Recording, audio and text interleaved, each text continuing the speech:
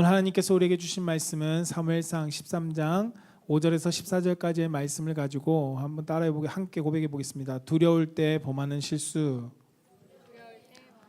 네, 두려울 때 범하는 실수라는 말씀의 제목으로 선포되어질 때 우리의 삶이 더 두려울 때 우리가 실수를 범하는 것이 아니라 더욱더 주님을 바라보며 나아갈 수 있는 귀한 은혜가 있기를 주님의 이름으로 축복합니다. 우리 함께 고백해 보겠습니다. 하나님 사랑합니다. 하나님 감사합니다. 네, 이 고백이 우리의 신앙의 고백이 되길 주님의 이름으로 축복합니다. 여러분, 범브란트 목사님이라는 분이 계십니다. 루마니아의 공산 정권에 그곳에서 복음을 증거하다가 공산 정권에 붙잡혀서 옥고를 했던 목사님이십니다. 그에게는 무서운 두려움이 늘 위협했습니다. 그러나 이 두려움을 이기기 위해 날마다 그 목사님은 열심히 기도하고 성경을 읽었습니다. 그런데 성경을 읽다가 두려워하지 말라는 이 말씀의 은혜를 받고 이 말씀을 목사님이 하나하나 세워보기 시작했는데 그 말씀을 세워보니까 말씀이 365회나 기록되었다는 것을 목사님은 발견하게 되었습니다. 그래서 그 목사님이 깨닫기를 1년이 365일이니까 하나님께서 두려움에 사로잡히지 말라고 매일의 삶에 하나님 말씀을 통해서 매일매일 두려워 말고 걱정하지 말라라고 격려하시는 말씀이구나 라고 목사님은 그렇게 생각했다고 합니다. 여러분, 우리 인생 가운데 두려움은 우리 가운데 수시로 끝없이 찾아옵니다. 특히나 책임을 져야 되는 자리에 위치해 있는 사람에게일수록 두려운 환경, 때로는 두려운 마음이 수없이도 찾아오는 것 같습니다. 그렇다고 꼭 책임이 있는 사람, 직분이 있는 사람들에게만 오는 것일까? 두려움은 결코 그렇지 않습니다. 두려움은 남녀노소 누구에게나 찾아옵니다. 두려움은 인간이 가진 기본적인 감정 중 하나이기 때문에 두려움은 끝없이 우리에게 찾아온다는 것입니다. 그렇기 때문에 두려움을 꼭 나쁜 것이라고만은 말할 수 없습니다. 왜냐하면 그 두려움이 있기 때문에 우리는 때로는 조심도 하고 때로는 그 두려움 때문에 우리는 자신을 보호하기도 합니다. 그렇기 때문에 두려움 그 자체는 죄라고 우리는 말할 수 없다는 것이죠.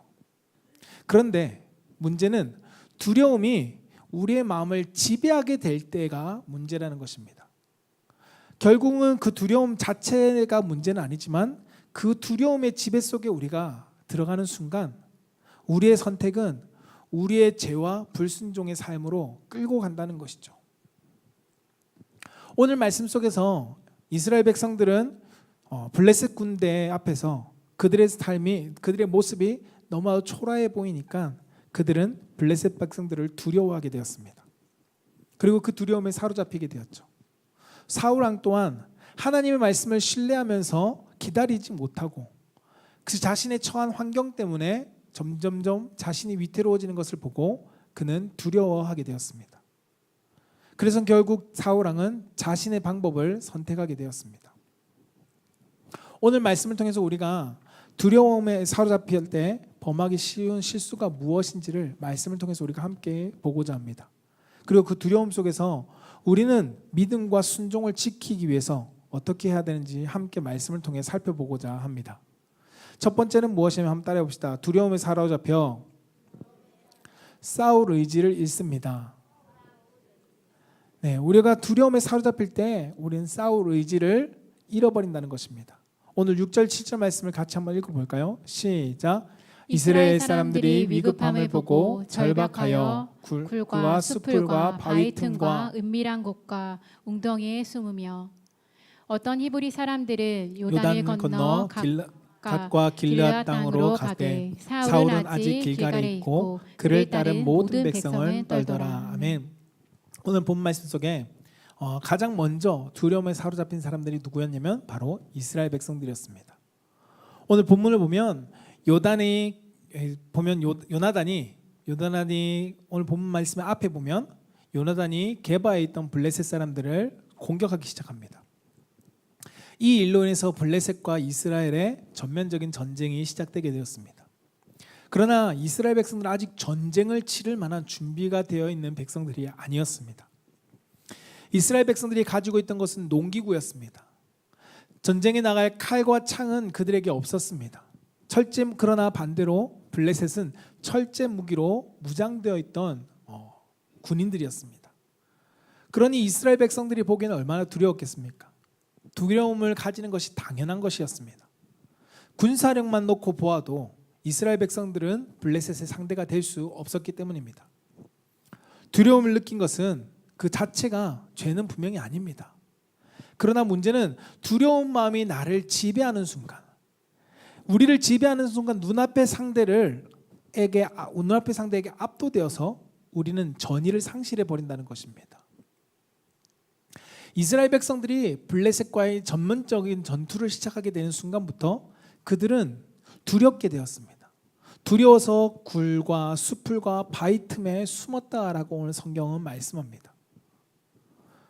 그들은 요단강을 건너 도망하며 떨어져 있던 그들이 두려움에 사로잡혀서 싸울 의지를 보이지 못하고 있는 것을 오늘 성경을 통해서 보여주고 있습니다. 여러분, 이처럼 눈앞의 상대에게 있어서 내가 압도되어 싸울 수 없을 때 의지를 잃은 모습, 여러분, 이 모습이 얼마나 비참해 보일까요? 훗날에 이스라엘 백성들이 동일하게 모습을 또 보이는 장면인데 그 모습이 언제면 골리앗 앞에서의 이스라엘 백성들의 모습입니다. 사무엘상 17장, 오늘 본 말씀 뒤쪽에 보면 17장 4절과 10절 11절 말씀은 이렇게 말씀하는데요. 4절 말씀 읽어볼까요? 시작. 블레셋 사람들의 진영에서 싸움을 도두는 자가 왔는데 그의 이름은 골리앗이요 가드 사람이라. 그의 키는 6규빗 한 뼘이요. 10절에 그 블레셋 사람이 또 이르되 내가 오늘 이스라엘 군대를 모욕하였으니 사람을 보내어 나와 더불어 싸우게 하라 한지라. 사울과 온 이스라엘이 블레셋 사람의 이 말을 듣고 놀라 크게 두려워하니라. 아멘. 여러분, 골리앗의 말에 이스라엘 백성들이 두려워했습니다. 골리앗과 싸우려고 하지 않았다는 것이죠. 두려운 상대를 만나는 순간 그들에게 싸움에 대한 전의를 상실해 버렸습니다. 골리앗은 싸우자고 이야기하지만 이스라엘 백성들은 싸울 의지가 보이지 않습니다.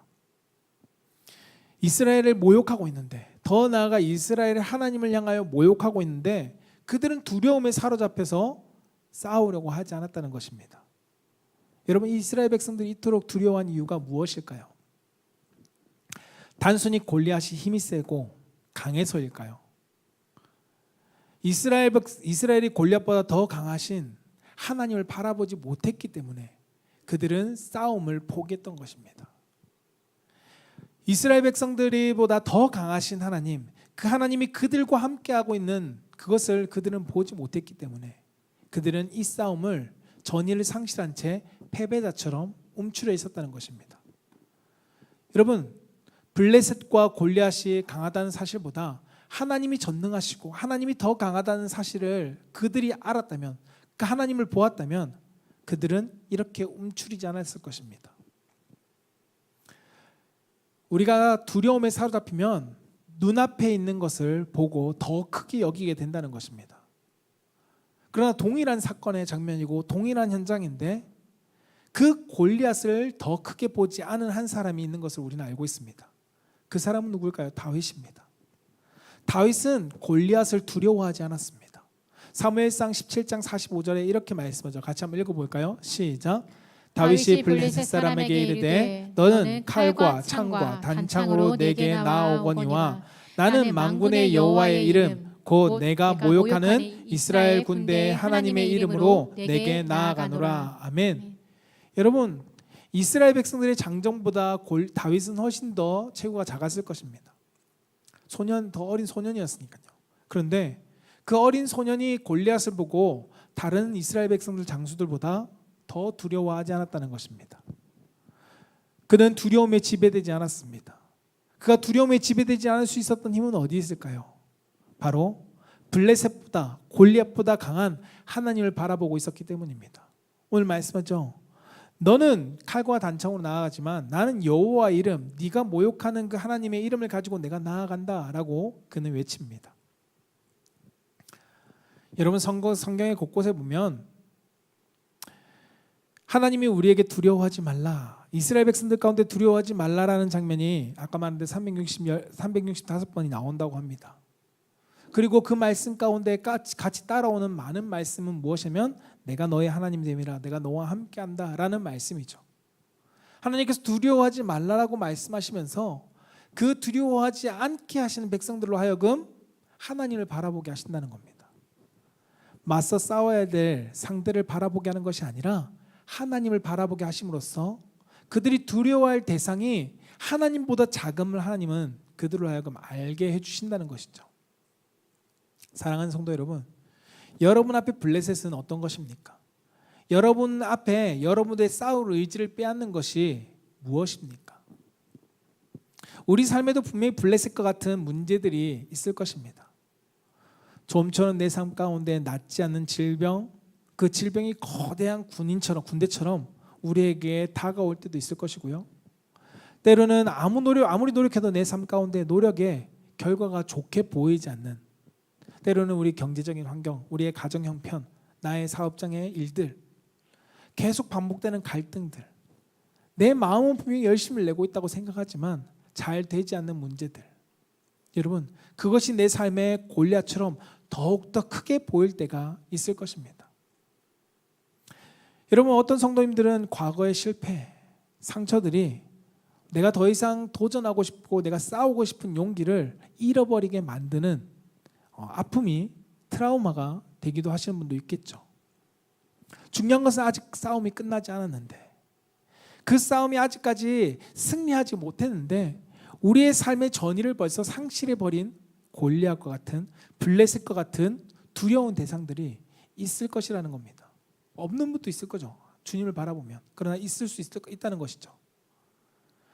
여러분, 그때 우리에게 골리앗과 같이, 블레셋과 같이 나의 두려움이 되는 대상이 있을 때 우리는 어떻게 하고 있습니까? 기도의 자리로 나아가고 있는가? 아니면 그것을 보고 두려워하면서 이스라엘 백성들처럼 내가 숨어버리고 내가 도망가고 있진 않는가? 내가 피하려고 하고 내가 외면하려고 하고 있진 않는가? 여러분, 오늘 성경은 우리에게 이 이스라엘 백성들의 모습을 비추어 주면서 우리에게 하는 일이, 깨닫게 하는 것이 무엇이냐면, 두려운 문제, 그것의 실체보다 더 하나님을 바라보아야 한다는 것을 성경은 말씀해 주고 있다는 것입니다. 우리의 그 앞에 가로막고 있는 블레셋과 같은 두려운 것보다 우리가 바라보아야 될 것은 하나님이라는 것을 성경은 말씀해 주고 있다는 것이죠. 하나님은 우리에게 말씀하십니다. 두려워하지 말라고.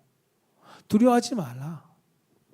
내가 너를 함께하고 있고 너를 붙잡고 있다 라고 하나님 우리 가운데 말씀하시죠.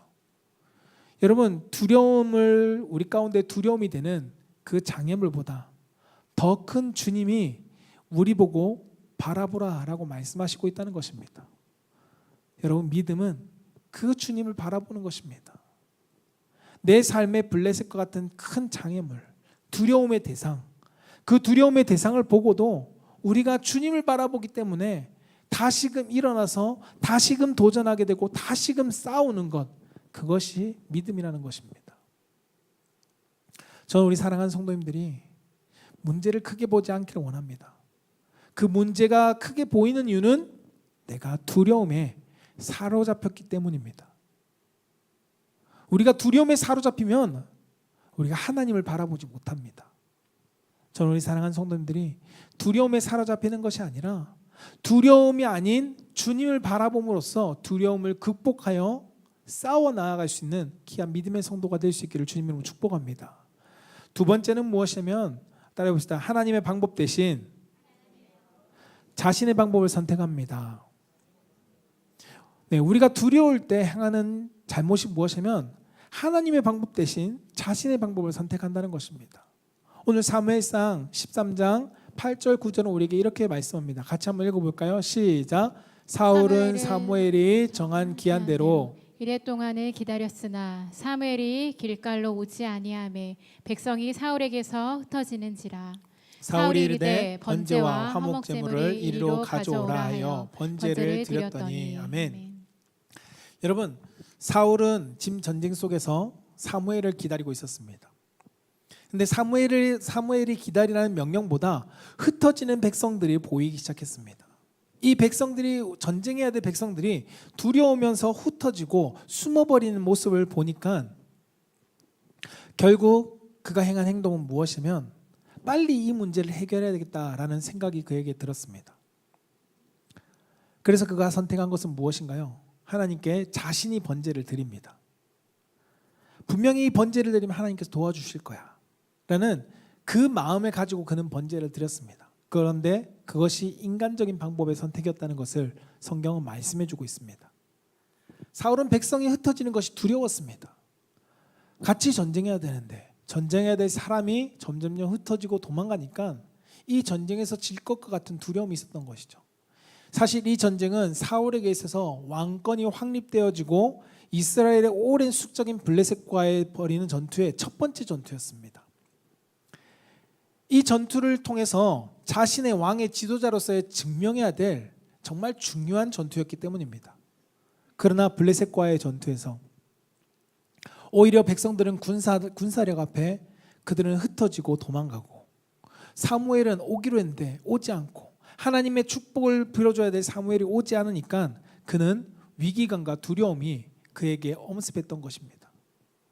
그 위기감과 두려움이 촉박함으로 인해서 그의 삶 가운데 두려움이 찾아올 때 그는 하나님의 명령보다 자신의 판단과 방법으로 선택하는 일을 결정합니다. 사울도 하나님께 제사를 드려야 된다는 것을 알고 있었습니다. 왜일까요? 하나님이 우리 백성들을 도와주시지 않으면 이길 수 없다는 것을 그는 알았기 때문입니다. 그러나 하나님을 신뢰하고 순종하기보다 제사를 통해서 그는 도움을 얻으려고 했다는 것입니다. 사울은 마치 제사를 드리기만 하면 우리가 이 전쟁에서 하나님이 도와주실 거야 라는 생각을 가지고 있었기 때문입니다. 하나님과의 관계 속에서 하나님께 순종하는 것보다 나의 종교적인 행위가 이것을 해결해 줄 거라는 그의 판단에 그는 번제를 드렸던 것입니다. 여러분, 사람들은 두려움과 위기감을 느낄 때, 특히나 조급함을 통해서 조급해질 때 우린 쉽게 사울과 같은 선택을 하게 됩니다. 여러분, 두려움 속에, 특히나 촉박해지는 조급함 속에 여러분, 사람은 판단력이 흐려지게 되죠. 하나님의 말씀보다 눈앞의 문제를 어떻게 내가 당장 해결할 수 있을까라는 방법을 사람들은 찾기 시작합니다. 그래서 무엇인가라도 붙들려고 합니다. 동아줄을 붙잡듯이 붙들려고 합니다. 그 무엇인가가 때로는 하나님의 말씀이 되기보다 나의 생각과 나의 판단이 된다는 것을 오늘 성경은 말씀해 주고 있습니다. 하나님 앞에서 여러분, 무엇을 이루었는지 하나님은 중요하게 보시기보다 우리의 마음이 어떠한 방법으로 하나님 앞에 길을 걸어가고 있는지를 하나님은 먼저 보신다는 것을 성경 우리 가운데 알려줍니다. 하나님은 제사를 드리는 것보다, 제사가 너무나도 소중하지만 그가 어떠한 제사를 드렸는지를 하나님은 우리 가운데 보신다는 것이죠. 많은 사람들은 예배를 드린 것에 만족하지만 하나님은 우리가 어떠한 예배를 드리고 있는지를 바라보신다는 것입니다. 사울은 오늘 본문 말씀을 통해 사무엘 선지자가 그에게 잘못을 깨닫게 지적합니다. 그러나 사울 왕은 깨닫지 못합니다. 그래서 결국은 2장 뒤에 15장에 가서 똑같은 실수를 범하고 맙니다. 사무엘상 15장 22절 23절을 함께 읽어볼까요? 시작. 사무엘이 이르되 여호와께서 번제와 다른 제사를 그의 목소리를 청존하는 것을 좋아하신 같이 좋아하게 나이까. 순종이 제사보다 낫고 듣는 것이 순양의 기름보다 나으니. 이는 거역하는 것은 점치는 죄와 같고 완고한 것은 사신 우상에게 절하는 죄와 같음이라. 왕이 여호와의 말씀을 버렸으므로 여호와께서도 왕을 버려 왕이 되지 못하게 하셨나이다. 아멘. 여러분, 하나님께서는 하나님에게 순종하는 그 마음의 예배를 원하신다라고 사무엘을 통해서 사울에게 말씀합니다. 결국 사울은 13장에서 하나님 앞에 그가 순종하지 못함으로써, 내 임의로 그가 선택함으로써 사울의 왕조가 이어지지 못할 것이라는 경고를 받았는데, 그때 깨닫지 못하니까 또 같은 실수를 범함으로써 15장에 가서는 사울 자신의 왕이 이제는 버림을 받았다라고 하나님께서 말씀합니다. 너는 더 이상 내가 인정하는 왕이 아니다라고 성경은 하나님을 말씀하고 있다는 것이죠. 여러분, 우린 두려운 상황일수록 더 조급하지 않고 하나님의 뜻을 구할 수 있어야 합니다. 우리는 두려운 상황일수록 더 하나님의 방법을 따르려고 우리는 더욱더 노력해야 한다는 것입니다. 우리는 두려운 상황일수록 더욱 하나님의 말씀을 신뢰하며 그 말씀대로 살아가려고 발버둥 쳐야 한다는 것이죠. 여러분, 사울도 두려운 상황이 찾아오니까 하나님 앞에 제사를 드렸다는 것은 무엇일까요? 하나님이 도와주지 않으면 안 된다는 것을 알고 있었습니다. 우리 신앙인들도 동일합니다. 내 삶 가운데 어려운 일이 생길 때 우리는 무엇 하나요? 하나님께 나아와 기도하고 찾습니다. 사울처럼 하나님께 제사를 드린다는 겁니다. 그러나 그가 범한 실수의 끝까지 그가 행한 것은 무엇이냐면 하나님을 신뢰하지 못했다는 겁니다. 분명히 하나님께 나와서 제사는 드렸는데 그가 하나님을 신뢰하지는 못하고 있었다는 것을 성경은 우리 가운데 보여줍니다. 그래서 하나님을 신뢰하지 못한 결국 그의 방법은 자신의 방법대로 행했습니다. 사울이 하나님을 신뢰했다면 하나님의 때를 기다렸겠죠. 그러나 사울은 제사는 드려야지만이 무엇인가 되는 것, 하나님을 찾아야지, 하나님이 해주시지 않으면 안 된다는 것은 알고 있었지만 그 아는 것과 하나님을 신뢰하는 것은 달랐다는 것을 성경은 보여줍니다. 잠언서 3장 5절에서 6절은 우리에게 이렇게 말씀합니다. 함께 읽어볼까요? 시작. 너는 마음을 다하여 여호와를 신뢰하고 내 명철을 의지하지 말라. 너는 범사에 그를 인정하라. 그리하면 내 길을 지도하시리라. 아멘. 너는 마음을 다하여 여호와를 뭐하라고요? 신뢰하라는 것입니다. 단순히 예배드리고 제사드려라 라는 것이 아니라 신뢰하라 라고 말씀합니다. 이 신뢰의 조건은 무엇일까요? 내 명철을 의지하지 않는 것입니다. 하나님을 신뢰한다면 내 것을 내려놓을 수 있어야 한다는 것이죠. 그런데 사울은 하나님을 찾았지만 자기 것을 내려놓지 못했습니다. 하나님을 인정하지 못했다는 것이죠. 하나님을 인정하라. 그리하면 내 길을 하나님께서 지도해 주실 것이다 라고 말씀하죠. 하나님을 인정하지 못했던 제사는 하나님께서 그의 삶에 오히려 책망하고 그의 왕위를 하나님께서 이어가지 못하도록 끊어버리셨습니다. 사랑하는 성도 여러분, 우리의 삶에 두려움이 찾아올수록 우리는 더 하나님을 신뢰할 수 있어야 합니다. 우리는 조급한 상황일수록 조급한 마음을 내려놓아야 합니다. 흔히 말하는 돌아서 가라라는 것처럼 나는 지금 어떠한 일이 늦어지고 있다는 이유로 내 삶에 하나님의 방법을 포기하고 있지 않는지 우리는 돌아볼 수 있어야 합니다. 기도하면서 기다려야 하는 자리라는 것은 알지만 나의 조급함으로 해서 기도는 했지만 내 방법으로 내가 해결하고 있지는 않는지 우린 다시금 우리를 점검해 볼 수 있어야 한다는 것입니다. 사랑하는 성도 여러분, 우리는 하나님을 신뢰함으로 하나님의 때와 하나님의 방법에 앞서지 않아야 합니다. 말씀을 따라가는 것, 그것은 여러분 단순하게 내가 가만히 아무것도 안 하고 있는 것이 아니라 하나님의 뜻을 기다리면서 하나님이 나에게 맡기신 그 현장의 자리를 충실하게 이행하는 것, 그것이 하나님의 뜻에 순종하는 것입니다. 하나님 앞에 내가 감당하며 나아갈 때 하나님은 하나님의 때에 하나님의 역사를 펼쳐 가십니다. 시편 27편 14절은 우리에게 이렇게 말씀합니다. 같이 한번 읽어볼까요? 시작. 너는 여호와를 기다릴지어다. 강하고 담대하며 여호와를 기다릴지어다. 아멘. 뭐라고요? 여호와를 기다리라고 말합니다. 여호와를 기다리라. 너가 하나님을 찾고 하나님을 의지했다면 너의 방법이 아니라 내가 일할 것, 하나님의 때를 너는 기다려라 라고 말씀하고 있다는 것이죠. 여러분, 현실은 두렵습니다. 두렵기 때문에 우리는 내가 어떻게 해야 되지 않을까라고 생각합니다. 그러나 우리는 하나님의 방법을 포기하지 말아야 합니다. 끝까지 하나님을 우리는 붙들고 나아갈 수 있어야 합니다. 그리고 하나님을 신뢰할 수 있어야 되고요. 그분의 때를 기다릴 수 있어야 합니다. 그러면 하나님의 때에 하나님은 반드시 우리의 삶에 하나님께서 인도해 가시는 역사를 경험하게 될 것입니다. 저는 우리 사랑하는 성도님들이 그 하나님의 때를 두려움 속에서도 믿음으로 극복해 나아가며 승리를 경험할 수 있는 성도가 되기를 주님으로 축복합니다. 마지막 세 번째는 두려울 때 우리가 범하는 실수의 세 번째 따라합시다. 회개하지 않고 변명하며 불순종의 결과를 맞습니다. 네. 회개하지 않고 변명하며 불순종의 결과를 맞는다는 것입니다. 우리가 두려움이 생길 때 우리가 무엇인가 실수를 하게 됩니다. 그 실수했을 때 우리가 하는 행동이 무엇이냐면 회개하지 않고 변명하고 불순종의 결과를 맞이할 수 있다는 것을 우리는 잊어서는 안 됩니다. 오늘 사무엘상 13장 11절 12절 말씀을 읽어볼까요? 시작. 사무엘이 이르시되 왕이 행한 것이 무엇이냐 하니 사울이 이르되 백성은 내게서 흩어지고 당신은 정한 날에 오지 아니하고 블레셋 사람은 밋마스에 모였음을 내가 보았으므로 이에 내가 이르기를 블레셋 사람들이 나를 치러 길갈로 내려오겠거늘 내가 여호와께 은혜를 간구하지 못하였다 하고 부득이하여 번제를 드렸나이다 하니라. 아멘.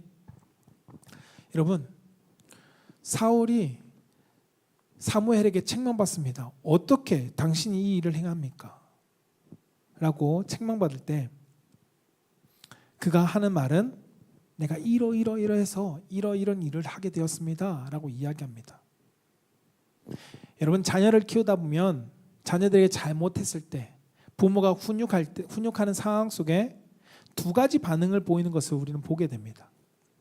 첫 번째 반응은 혼나는 것이 두렵지만 내 잘못을 인정하고 용서를 구하는 자녀의 모습이 있는 반면에 두 번째 자녀의 반응은 혼나는 것이 두려워서 잘못한 것을 감추려고 변명하고 자신의 행동을 정당화하려는 모습을 우리는 경험한 적이 있으실 겁니다. 자녀들을 훈계하고 책망할 때 딱 이 두 부류가 나뉩니다. 잘못했습니다. 제가 이런 것을 잘못했어요. 용서해 주세요. 아니면 내가 이거 하려고 했던 이유는 왜 한 이유는 요거 이렇게 해서 이런 이유 때문에 한 거야 라고 우린 변명하죠. 여러분, 사울의 모습은 첫 번째일까요? 두 번째일까요? 두 번째 모습이죠. 자신의 잘못을 인정하기보다 백성이 흩어진 거, 블레셋은 우리 가운데 모여 있고 사무엘은 늦게 오고 블레셋이 위협을 내세우는데 내가 어떻게 가만히 있습니까? 라는 겁니다. 하나님께서 그에게 명하신 기다리라는 명령 앞에 그는 어떠한 이런 상황인데 어떻게 내가 기다리고 있습니까? 라고 변명하는 것이죠. 결국 사울은 자기의 변명으로 끝냅니다. 그 결과가 무엇이었냐면 하나님께서 너의 왕조가 이어지지 못할 것이다 라고 말씀합니다. 왕의 길이 계속 이어가지 못할 것이다 라고 하나님께서 그에게 아주 큰 심판을 내리시죠. 여러분, 사울과 다윗의 차이가 무엇이냐면 바로 이것입니다. 두 사람 다 모두 죄를 범했습니다. 아주 큰 죄를 범했죠.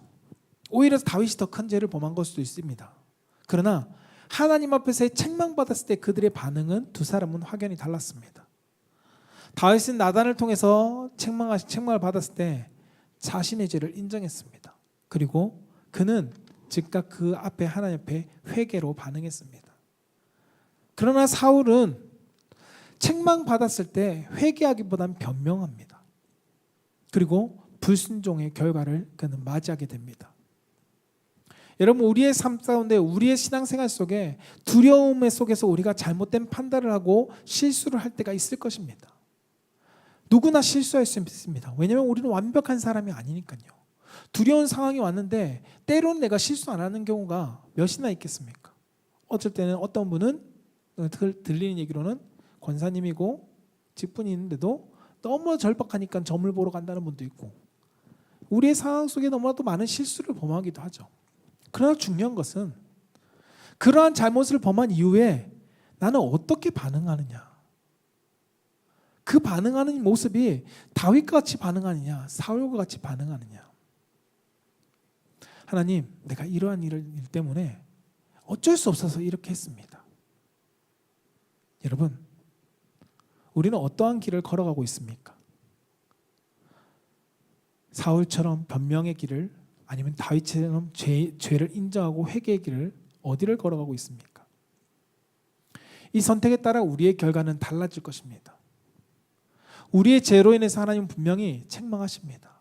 죄에 대해서 칭찬하지 않으십니다. 죄에 대해서 하나님께서 분명히 책망하십니다. 그 책망을 가볍게 여겨서도 안 됩니다. 그러나 책망 때문에 두려워서 우리가 변명을 하게 된다면, 우리가 그것을 숨기기 위해서 무엇인가 계속 남을 탓한다면 우리의 삶은 계속적인 하나님 앞에 칭찬받는 삶이 아닌 징계를 받을 수 없는 사울과 같은 불순종의 삶을 반복할 수밖에 없을 것입니다. 여러분, 그 대표적인 모습이 사람이 죄를 범하고 난 뒤에 그 직후의 반응입니다. 창세기 3장 10절에 보면, 창세기 3장에는 아담이 하나님께서 먹지 말라는 선악과를 따먹은 직후의 상황입니다. 10절에 이렇게 말씀합니다. 이르되 내가 동산에서 하나님의 소리를 듣고 내가 벗었으므로 두려워하여 숨었습니다. 하나님이 하지 말라는 한 아브라함이 두려워서 숨었다고 합니다. 두려워서 숨었는데 12절에 뭐라고 말하냐면 같이 한번 읽어볼까요? 시작. 아담이 이르되 하나님이 주셔서 나와 함께 있게 하신 여자 그가 그 나무 열매를 내게 주므로 내가 먹었나이다. 아멘. 뭐라고요? 하나님께서 주신 그 여자가 내게 나무 열매를 줘서 먹었습니다 라고 아담은 이야기합니다. 여러분, 아담은 선악과를 따먹는 범죄를 하고도 하나님이 주신 그 여자 때문에 내가 먹었다고, 그 여자라고 변명할 뿐만 아니라 하나님이 주신 여자라는 이유로 하나님께 죄에 대한 책임을 전가하고 있습니다. 그 결과가 어떻게 되었나요? 에덴 동산에서 쫓겨나게 되었습니다. 그리고 하나님과의 관계가 삶에서 깨어지게 되었습니다. 여러분, 죄를 변명한다고 해서 우리의 죄가 사라지는 것이 아닙니다. 죄를 하나 두고 내가 숨겨버린다고 해서 죄가 사라지는 것이 아니라는 것입니다. 우리가 잘못한 일 앞에서 우리의 자세는 변명과 불순종이 아니라 우리는 회개하고 순종하는 길을, 변화의 길을 선택할 수 있어야 한다는 것을 오늘 성경은 말씀해 주고 있습니다. 여러분, 오늘 사울과 아담과는 다른 모습의 사람이 또 등장하는데, 성경에는 베드로를 보시면 베드로가 분명히 예수님의 제자라는 것을 주위에서 독촉할 때 그가 두려워서, 그가 죽을까 봐 두려움 속에 예수님을 저주하고 모른다라고 이야기했습니다. 그리고 얼마 시간이 지나지 않아 닭이 3번 울 때 예수님께서 하신 말씀이 그에게 떠올림으로써 말씀이 생각나고 그 말씀 앞에 그는 꼬꾸러져 심히 애통하고 통곡합니다. 그것으로 끝난 것이 아니라 그 베드로는 예수님께서 찾아오셔서 실패한 베드로를 버리지 않으시고 그가 애통하고 통곡했다는 것은 회개를 말하는데, 그 회개에 의해 예수님께서는 그를 다시금 부르셔서 사명의 자리로 세워주셨습니다. 여러분, 두려움은 우리 가운데 옵니다. 우리 사람이 가지고 있는 기본적인 감정이기 때문에 절대 안 오지 않습니다. 어린아이든 어른이든 누구에게나 두려움은 찾아옵니다. 일반 성도든 목회자든 누구에게나 두려움은 찾아온다는 것입니다. 중요한 것은 우리가 그 두려움이 찾아올 때 어떻게 반응하느냐, 하나님의 뜻에 순종하려고 반응하느냐, 아니면 내가 죄를 범하거나 실수했을 때 그것을 모르는 것처럼 숨겨버리려고, 덮어버리려고 우리가 반응하느냐. 여러분, 우리의 선택이 어디에 있는지 우리는 되돌아보아야 할 것이고, 우리의 삶이 앞으로의 그러한 일들 앞에 우리는 어떻게 선택해야 될지를 우리는 오늘 말씀을 통해서 점검해 볼 수 있어야 합니다. 죄를 인정하고 순종하는 것, 그것이 우리가 주님께 나아가는 유일한 방법입니다. 하나님께서는 회개하는 자를 용서해 주십니다. 그리고 다시금 관계를 회복시켜 주십니다. 회복시킬 뿐만 아니라 우리가 순종의 길을 다시 걸어갈 수 있도록 우리를 붙잡아 주시는 분이 우리의 하나님이십니다. 두려움 때문에 우리가 잘못했을지라도 우리는 변명하고 숨지 말아야 합니다. 우리를 다시 세워주신 하나님께 나아가야죠. 죄에 대한 책망과 벌은 받아야겠죠. 다윗도 그 벌을 받았고요. 다들 그 벌은 받았습니다. 그러나 진실되게 회개하고 하나님 앞에 순종함으로 나아갔을 때 하나님은 그 사람을 다시금 세워주시고, 하나님은 용서하시고 그들을 회복시켜서 하나님의 사람으로서 그 일을 감당하게 해주셨다는 것을 우리는 기억해야 합니다. 저는 우리 사랑하는 성도님들이 두려운 상황 속에 때로는 내가 하나님께서 싫어하시는 죄 가운데 넘어졌다 할지라도 우리의 삶에 하나님께서 깨닫게 하실 때, 책망하실 때 변명과 불순종이 아니라 회개와 온전히 순종함으로 내 삶을 변화시키는 자리로 나아갈 수 있는 성도가 되기를 주님으로 축복합니다. 말씀을 정리하고자 합니다. 여러분, 우리의 삶에는 두려움은 끊임없이 찾아옵니다. 두려움이 우리를 에워싸고 때로는 우리의 삶 속에서 싸울 의지를 빼앗아가게 할 수도 있습니다. 때때로 하나님의 말씀과 뜻보다 자신의 방법을 선택하도록 우리를 회유할 수도 있습니다. 또한 잘못을 범한 뒤에 우리의 삶이 잘못을 인정하지 않고 그 두려움 때문에 오히려 환경을 탓하고 숨으려고 할 수도 있을 것입니다. 그래서 하나님과의 관계가 깨어지고 하나님의 책망이 두려워서 그분 앞에 숨게 만드는 것이 바로 이 두려움에 사로잡힌 일이고 사로잡힘으로써 경험하게 될 결과입니다. 그러나 세상의 어떠한 두려움도 하나님을 바라보면 가장 신실하신 하나님의 힘을 의지함으로 나아갈 때 하나님은 우리의 삶에 두려움이 나를 집어삼키지 못하게 지켜주십니다. 두려움에 사로잡히지 않게 보호해 주신다는 것입니다. 그것이 하나님이 우리를 향한 보호하심과 은혜입니다. 여러분, 저는 우리 사랑하는 성도님들이 그 은혜를 누릴 수 있는 성도가 되기를 원합니다. 여러분 삶 가운데 경제적인 어려움 때문에 때로는 정직하지 못한 방법을 선택할 수도 있고요. 관계가 깨어질까 두려워서 진실을 외면하는 일들을 우리가 내 앞에 직면할 때도 있을 것입니다. 때로는 잘못된 것을 지적할 때 다른 사람들과 환경을 탓하면서 내가 책임이 아닌 것처럼 우리가 넘어가려고 할 때도 있을 수 있겠죠. 때로는 실패했을 때 하나님을 피해 숨으려고 우리가 기도와 회개의 자리로 나아가지 않으려고 할 수도 있을 것입니다. 그러나 하나님은 우리에게 말씀합니다. 너희들이 넘어진 그 자리, 두려움으로 넘어진 그 자리 속에서 다시금 나에게 돌아오라 라고 말씀합니다. 사랑하는 성도 여러분, 우리가 두려워할 것은 무엇일까요? 세상에 두려워할 것이 아닙니다. 우리는 하나님을 먼저 두려워할 수 있어야 합니다. 그리고 더 큰 은혜는 무엇이냐면 그 두려움이 하나님을 무서워하는 것이 아니라 하나님을 향한 경외로 세워질 때 그 하나님을 향한 경외함 속에서 하나님을 우리는 신뢰하는 사람으로서 세워주실 것입니다. 저는 우리 사랑하는 성도님들이 세상의 두려움에 지배받지 않기를 원합니다.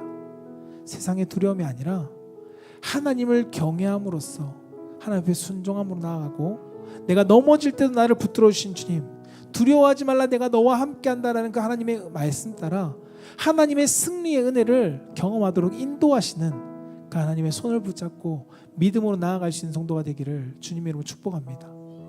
말씀을 기억하면서 함께 찬양하기를 원하는데요, 여러분, 이 찬양에 내 영혼은 안전합니다라는 이 고백이 하나님, 내가 두려움 가운데 있을 때는 내 영혼은 결코 안전할 수 없습니다. 그러나 주님의 손, 주님의 품 안에 있을 때, 내가 주님 안에 있을 때 주님, 내 삶은, 내 영혼은 안전합니다. 그 어떠한 환경 속에서도 주님이 내 삶을 지켜주시기 때문에 안전합니다 라는 이 고백이 우리의 고백이 될 수 있길 소망하며 함께 찬양함으로 나아갑시다.